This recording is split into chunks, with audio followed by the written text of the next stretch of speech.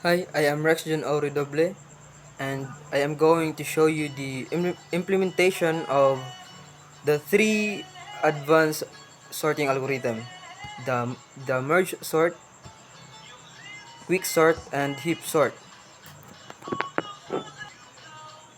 So we have here the methods of merge sort, the quick sort, and the heap sort, especially the our main method. So in merge sort,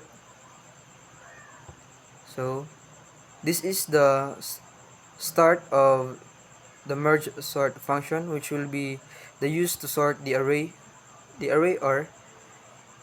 The function takes three parameters: the array R, the left index, and the right index. And we have if statement.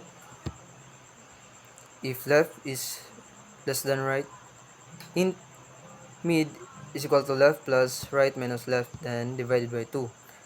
So in this statement, it checks if the array has more than one element.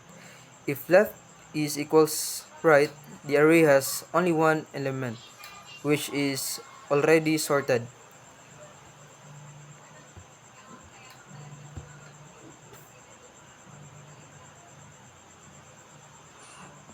Here, int mid is equal to left plus right minus left divided by 2.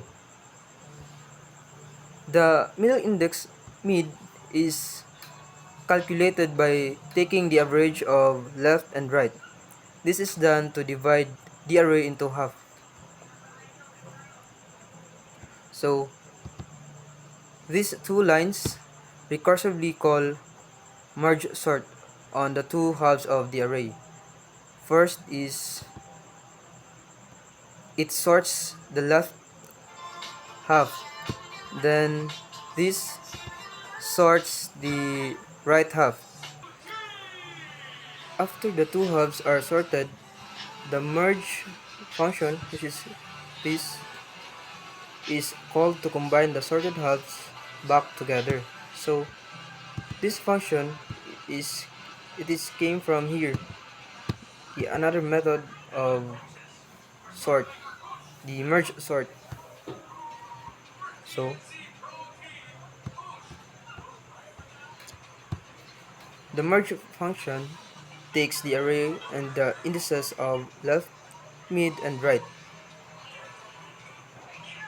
It merges the two sorted halves into one sorted array. So int n1 is equal to mid minus left plus 1. N is the number of elements in the left half. Then int n2 is equal to right minus mid. So the n2 is the number of elements in the right half.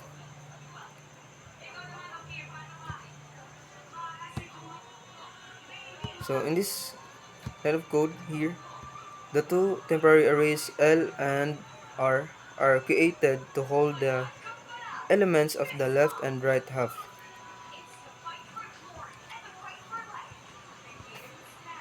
So in this line of code here, the system array copy. This method copies the elements from the original array into temporary array.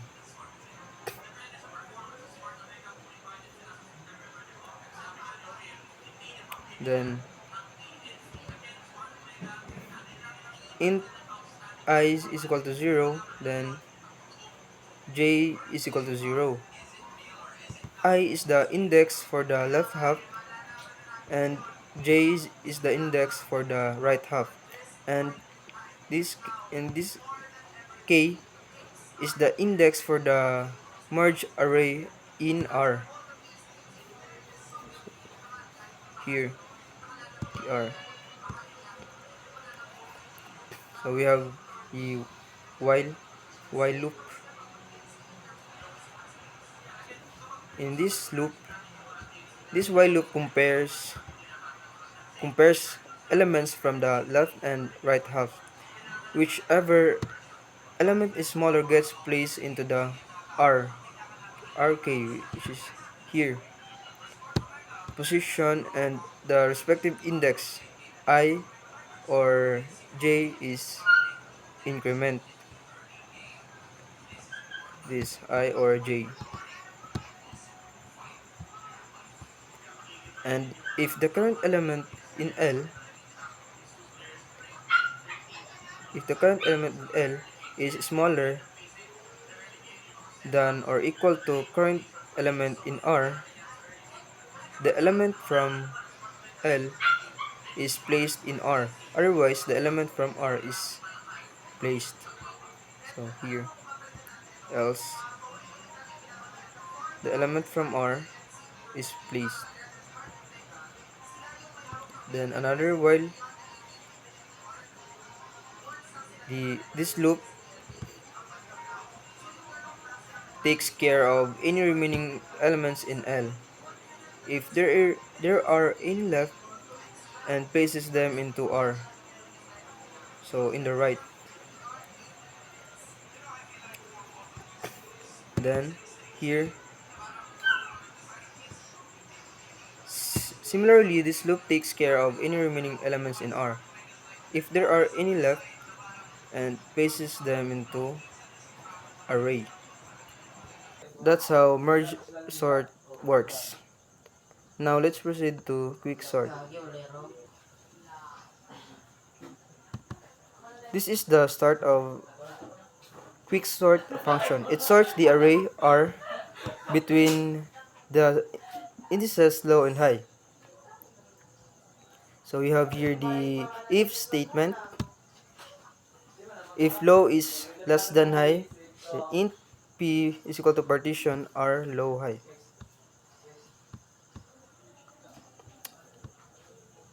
In this statement, it checks if the array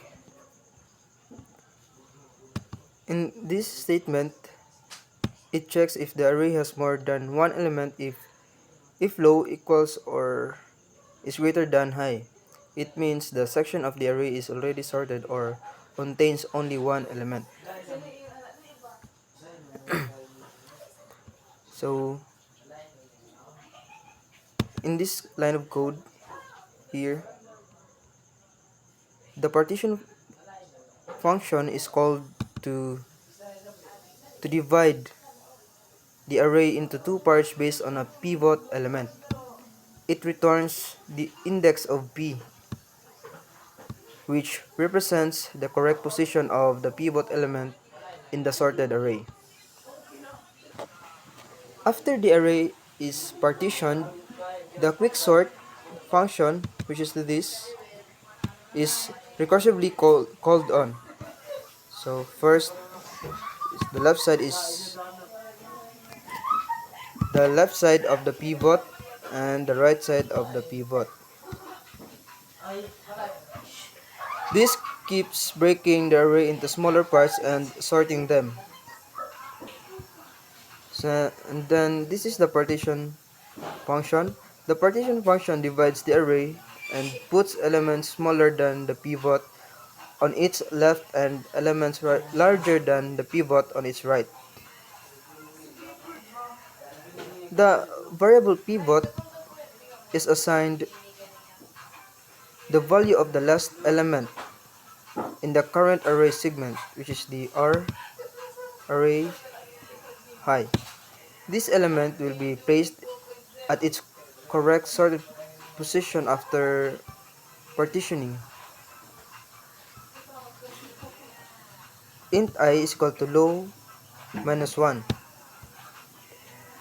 I is initialized to low minus 1. It is used to track the boundary of the smaller elements.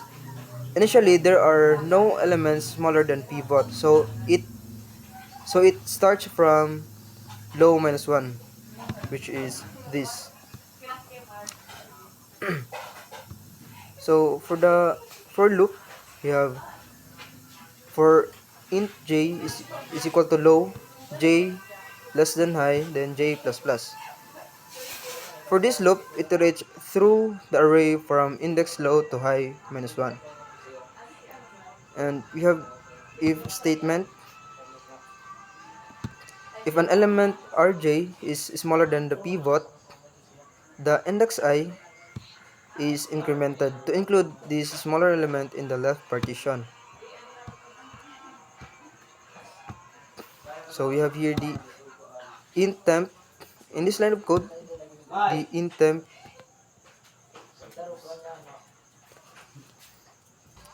so the int temp, which the our temp, this temp is holding the temporary value of r. So it holds temporarily the value of r. So when an element smaller than the pivot is found, it is swapped the element at index I. So that all smaller elements are on the left side of the pivot. This ensures that the elements smaller than the pivot are grouped together. And here, the int temp is equal to ri plus 1, then ri plus 1 is equal to r high, then r high is equal to temp.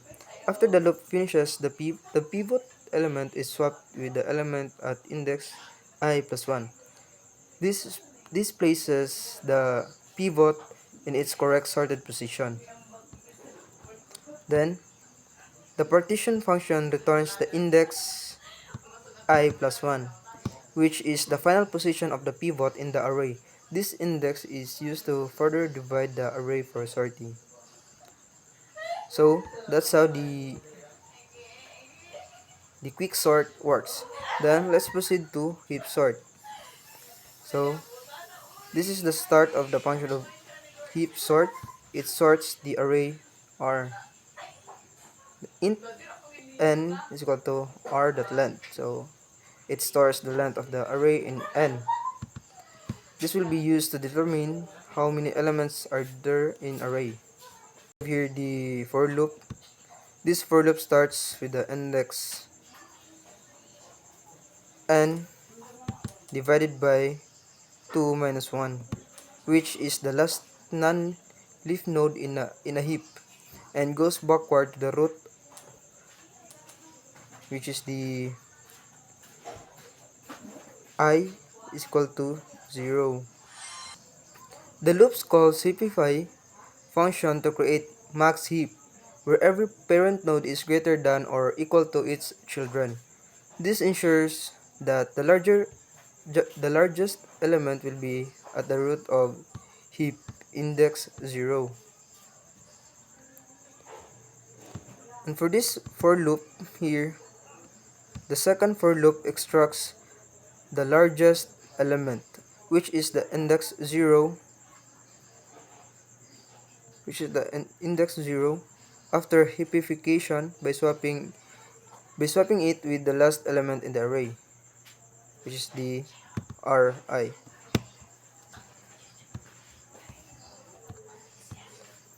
After the swap, the largest element is at its final sorted position. So here, here. Then, after the largest element has been moved, the heapify function is called.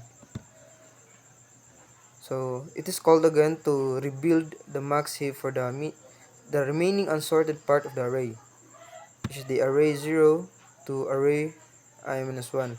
The size of the heap is now reduced to I, and heapify is called on the root index 0.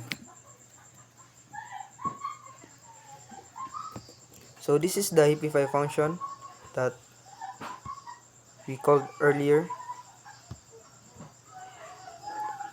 So in this line of code, the heap function is responsible for ensuring that the subtree rooted at index I is a max heap. So int largest is equal to I. So the largest is equal to I initializes the largest variable to the root of the subtree index I. And in the left, 2 times I plus 1, and right 2 right is equal to 2 times I plus 1. Calculate the indices of the left and the right child of the current node. So we have here the if else condition. This if condition checks if the left child exists and whether it is larger than the current root. Then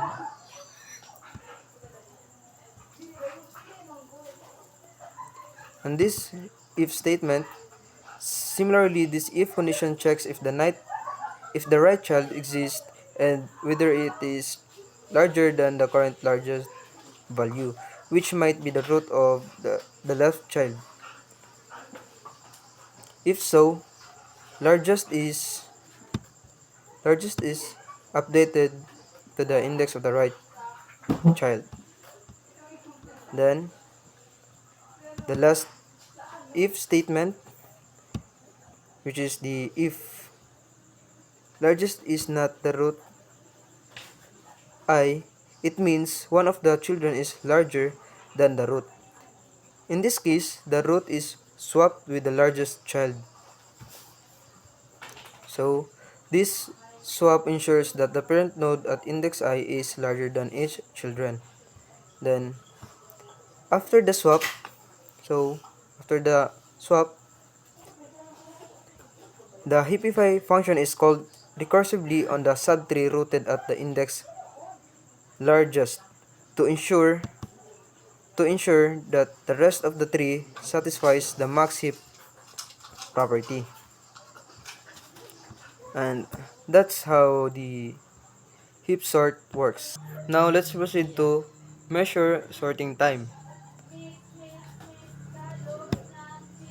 The function measure sorting time measures how long it takes to sort an array using a given sorting algorithm. So you have here long start time is equal to system.nanotime. Start time is equal to system nanotime records the current time in nanoseconds, marking the beginning of the sorting process. So we have the if statement, which is the if else. This if else block checks if the the value of algorithm and calls the corresponding sorting function, which is the merge, sort, quick sort, and heap sort based on the user's choice. For merge, sort, and quick sort, the function is for merge, sort, and quick sort here. The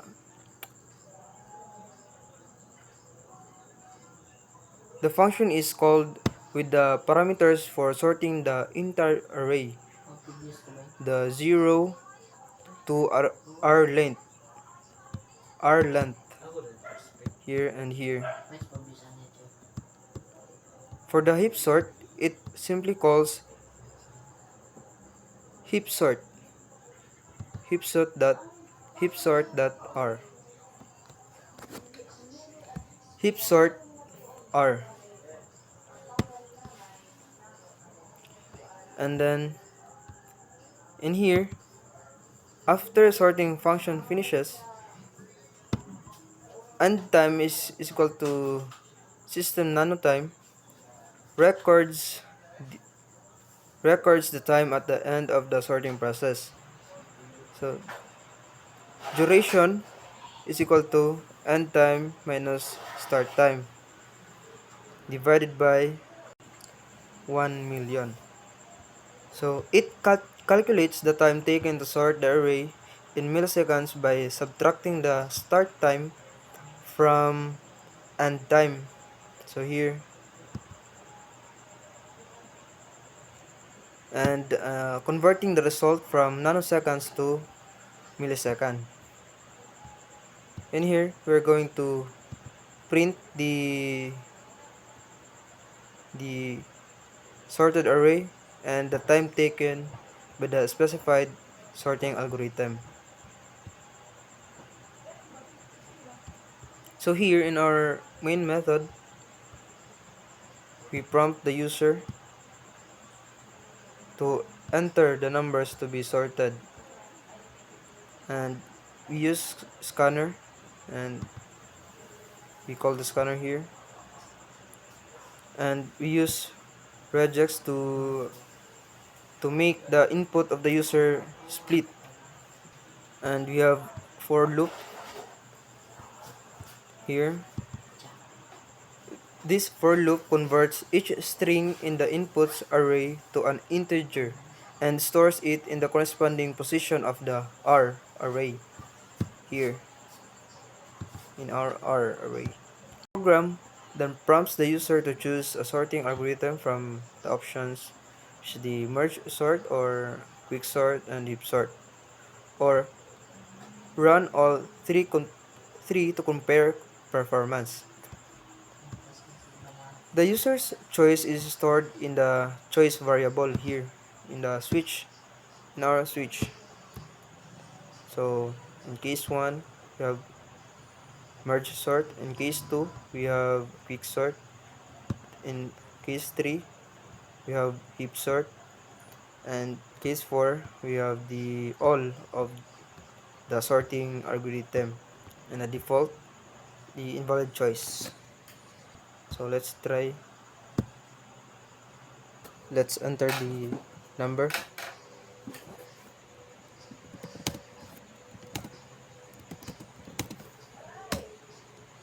Then let's choose what sorting algorithm we want. So 1. Then that's how the 3 advanced algorithm works. So that's all. Thank you.